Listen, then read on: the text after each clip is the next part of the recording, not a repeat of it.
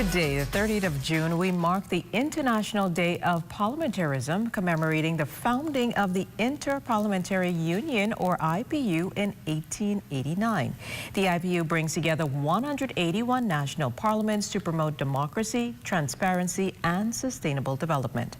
Now, the Bahamas is proud to be the 180th member of the IPU, and like many others, we face some of the same challenges the organization is working to address. This year's theme, Achieving Gender Equality Action by Action, shines a spotlight on the slow but steady progress in women's representation. Globally, women now hold about 27% of parliamentary seats, up from just 11% in 1995, but progress has slowly but significantly improved in recent years. As we reflect on those numbers, we ask, how do we move from statistics to action, ensuring that women not only are present, but truly influential in shaping legislation? Well, here at home, women make up just 18% of the elected members of the House of Assembly and 25% of the appointed Senate. However, both presiding officers of Parliament, that is the Speaker and the Senate Presidents, are women. So today, on What's Trending, we're digging into the local landscape of representation and the roadblocks, as well as the way forward. I'm joined by former parliamentarian Loretta Butler-Turner. Welcome to What's Trending, Mrs. Butler-Turner. Well, thank you very much for having me. What a wonderful and timely topic. It's great to have you here with us, and timely indeed. So we're going to start with, what would you say is the biggest challenge facing Bahamian women who want to enter national politics? I think there's several challenges. I don't think, there can just be one big challenge. I think, first of all, we've got to look at how do women access leadership? How do they actually integrate fully into leadership? And I think you have to look at that from the perspective of parties, because in the Bahamas, we do not have quotas per se. So parties essentially are trying, and I see it happening more and more, trying to integrate more women. There is a challenge within the party scope, if you'd ask me, in that sometimes I think even though we put women forward as candidates, we don't always put them in very winnable seats. Sometimes we put them in the most disadvantageous seats for them to actually cut their teeth on. And that can be very discouraging. And so I think that we've got to not just look at quotas within the democracy of the parties, we also have to try and enhance, the winnability of our women. And we've got to prepare them, not just because they're women. It's so important because, right now I'm a part of CWIL, which is Caribbean Women in Leadership, and I mentor women, not just here in the Bahamas, but around the Caribbean. Just got back from Jamaica from doing a workshop, because Jamaica's going into national elections. So globally, I think what you're seeing is that while the UN and UN Women and today's observation of the International Parliamentary Day is really good, I think what you see happening every day, and it may not be in the spotlight and it may not be trending every day in the Bahamas, but there are organizations every day working towards getting greater participation from women, not just in leadership, but also in parliamentary positions. And those are fair points. So do you believe our current political environment in the Bahamas is encouraging enough women to run and to stay in the race? Why or why not? I think there are a lot of women that are interested, because I can tell you just from the mentorship that we're doing, there is great interest. Are we doing enough to retain that interest and to enhance that interest? I think we can do more. I think that certainly we've got to prepare ourselves too. Women cannot just wait. Sometimes you have to take the lead. You have to take the responsibility of making things happen.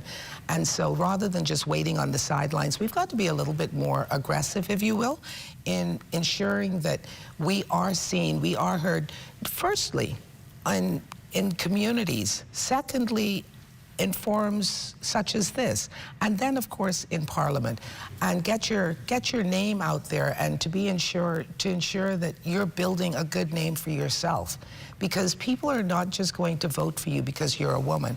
It's very important that we have women included, because right now women at 27% in some parts of the Caribbean, 18% in the Bahamas. That's really small, considering we're 50% of the electorate. Yes. And in order for us to have a true democracy in the Bahamas and in other parts of the region, more women have got to be present at the political table. So how do we break through those barriers? Because that was going to be my next question with this 27% that we talked about globally in our numbers here. How do we break those barriers and let women know, like you say, maybe they have to take charge, but what else can we do to let them know that this is possible? We see women like yourself and other leaders that have put themselves forward, but what else can we do to make them feel? Communities have got to agitate. You know, everyone's going through the political process now of selecting candidates and everything. We have got to make it known to our leadership, our current leadership, that there are women that, and not just say that we want women. Let's promote women that we see doing positive things and tell them to consider these women, because we think these are the women that we would like to have representing us. Politicians listen to numbers, and if we are serious about it, we as a community, we as a country, we have got to start making demands. Politicians come and make promises. What are the demands that we're making? And that's very we as fair. a community, we have to start making the demands, and we have got to prepare our daughters, our girls, to let them know that, you know, in life, we want you to be the best version of yourself, but we want you to have every opportunity that our sons have. We want to one day have a country where we're like Barbados, we're like Jamaica, where we do have a female prime minister, because this is where the decisions are made. Women are actually carrying the greatest burden of taking care of the families. Why are they not having the decisions to do those things in Parliament to make sure that all of the mechanisms that we need as survivors, as providers, as caregivers, why don't we have enough voices there to represent us? So what would that proportionality and quotas that we spoke about earlier look like for you? Some countries began at 30%, and I think a threshold of 30% is pretty reasonable. But I look at countries like Rwanda, which had genocide, which had all sorts of setbacks and challenges. Yes. And, you know, Rwanda was able, it was not easy, but Rwanda is one of the most successful countries in the African continent today, and they were able to achieve it through education. Education is key as well. We've got to make sure to let our people know that, you know, by educating our people, we become more open, we become more understanding of the fact that there is no way you can just disregard 50% of your population and reach your highest potential. 50% of our population, plus probably about 52%, is made up of females. Correct. We've got to be able to utilize that entire 52% and at least reach somewhere around 30 to 40% representation in Parliament. We're not doing badly.